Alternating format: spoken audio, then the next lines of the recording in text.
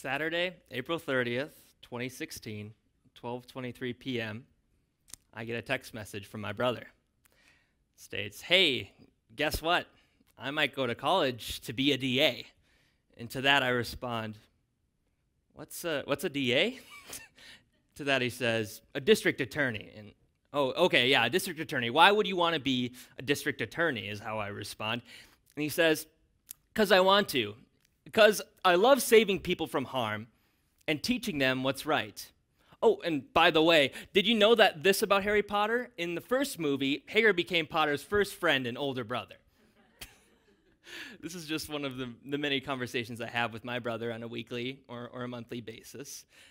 Chase is my 23-year-old autistic brother. He also has ADD, ADHD, amongst many other learning disabilities, but he has an incredible gift, and that is in remembering very specific facts and figures.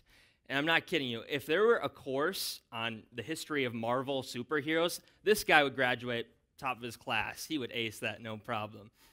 He's always been very incredible with that. And here's just a picture of the two of us. I know you can save your awes for maybe a little bit later, but yeah, so Chase and I obviously have grown up together. He's been a big part of who I am and why I do what I do.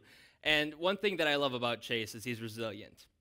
And like I said with those examples of those professions, he's always got some idea of a way to help people.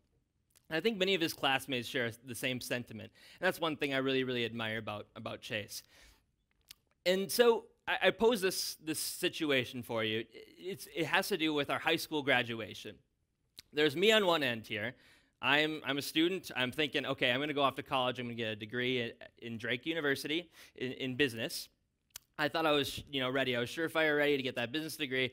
Was ready to graduate with honors and go into my next step. And what was Chase supposed to do? Or what did society tell Chase that he could do? Often people like Chase are placed with this warning label or this caution tape that says, don't take any risks. You're just going to face failure. You're not capable of doing anything lower than that. Low labor job. And to that I say, let's think differently. In a study done at the University of East Anglia in England, 312 participants, 75 of which possessed a form of autism, were given a paperclip and were told, all right, find some functional uses of this paperclip. And many of them came up with ways like a hook or a wire. But what I found to be most fascinating about this study is that researchers found that individuals who generated 4 or more responses that were considered to be unusual exhibited a higher number of autism traits. So what can we conclude from a study like this? Those with autism or learning disabilities are just as capable, if not more capable, of being in a strategic position in which they have to use their creative skills. Something we should think about. When just doing a basic Google search, I came across the U.S. Bureau of Labor Statistics, and I found a couple of things that really surprised me. One was the 10.7% unemployment rate for those who have disabilities, which was more than double the rate for those without a disability. And of those who are employed, 75% of them either are overqualified for the position that they're working in, or they're underworked. And one thing that also stuck out to me was this $10,000 figure, which is the average difference between somebody who has a disability and someone who doesn't, with the same job, same qualifications. Yet the person without disabilities gets $10,000 more for their position. Meet Sam, the barista. I was at my house. It was just a regular Friday night. I was watching some YouTube videos, and this came across my suggested feed. And I clicked on it because I was a big fan of Ellen, and I didn't really know who Sam was, but I thought, let's investigate this further. I bet it'll be fun. And what I saw was, it was this individual named Sam here, who's on the right, who had an aspiration to be more than what society told him to be. And what his goal in life was to be a barista. And so the guy on the left, Chris, was his manager, and they were working together at summer camp. This was an autistic camp. And Chris had asked Sam, what do you want to do? Where is the end goal here? And he said, you know what, I want to be a barista. And coincidentally, Chris worked at Starbucks as a manager, and he placed him within a position. Sam talks on the Ellen Show about how he had went into the Starbucks store, and he had thought, okay, I'm going to get a formal interview. I'll probably get turned away. but he walks into Starbucks, they hand him a job, and he gets right on the job a week later. But what was interesting was, obviously, he possessed some impediments that made it a little bit more difficult for him to do the basic day-to-day functions. So what Chris and him developed was this way of dancing in order to stay focused while he was working.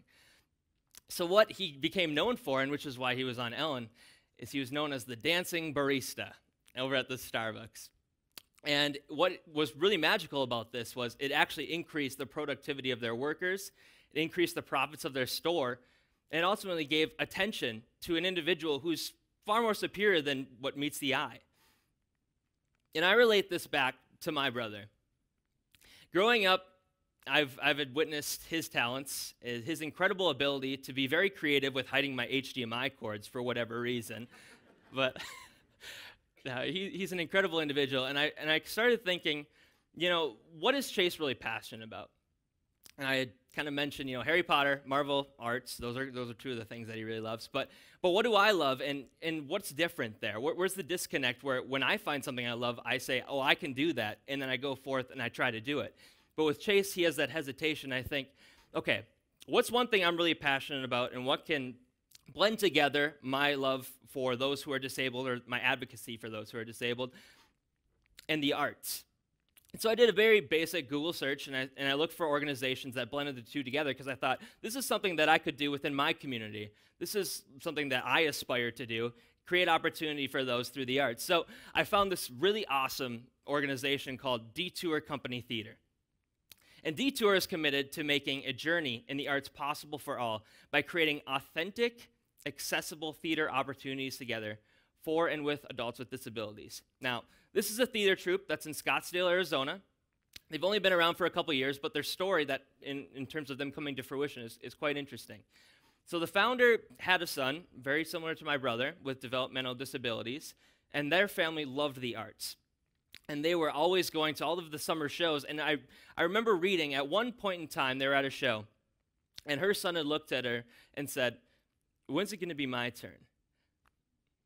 I thought that was really impactful. And then after that, she had looked in the area and said, is there any opportunities for my son to engage in the arts, and found that there was none. So she created that opportunity and created Detour Company Theater. And what was really cool is just in the couple years that they've been in business, they've seen tremendous growth with these individuals. In their most recent show, which was Happy Days, and yes, that's the Tuesday, Wednesday, Happy Days. Yeah, that's that show, yeah. They found that over 42 individuals participated in it. 20 individuals helped with those individuals to memorize lines, to memorize their choreography. They had a full band behind them, and 2,000 plus audience members. That big supportive community had came and supported them, and they're continuously producing shows, which shows, obviously, that they're successful. And so I say, what can we learn from an organization like that? One is that we have to advocate for each other, and especially for those who are disadvantaged. I've obviously grown through a system in which my brother has been given equal opportunity because my family is incredible, and our community is incredible at supporting those with disabilities. There's organizations like Mindshift that specifically place those with autism into a career path that puts them on a track that's bound for success. And I absolutely admire that, but I think that's something that can be echoed throughout the world and throughout the United States, especially at a time when we're so divided. And I also think we can advocate when it comes to our policymakers, and we can push our legislators to continue to fight for the rights of everybody. And not just those with disabilities, but everybody who feels disadvantaged. And if there's one thing I can leave you with, it's a quote that I had thought about. And I had this opportunity to go to New York City a couple months ago and see a Broadway show by the name of Dear Evan Hansen. And it deals with a lot of pertinent social issues, bullying, social anxiety, the list goes on and on. And the last line of the first act finale really stuck with me, and I was going to read it with you. And this is my call to action for all of you, and it's especially a call to action to those with disabilities, saying that you can do this. So, even when the dark comes crashing through, when you need a friend to carry you, and when you're broken on the ground, you will be found. I promise you will be. Thank you.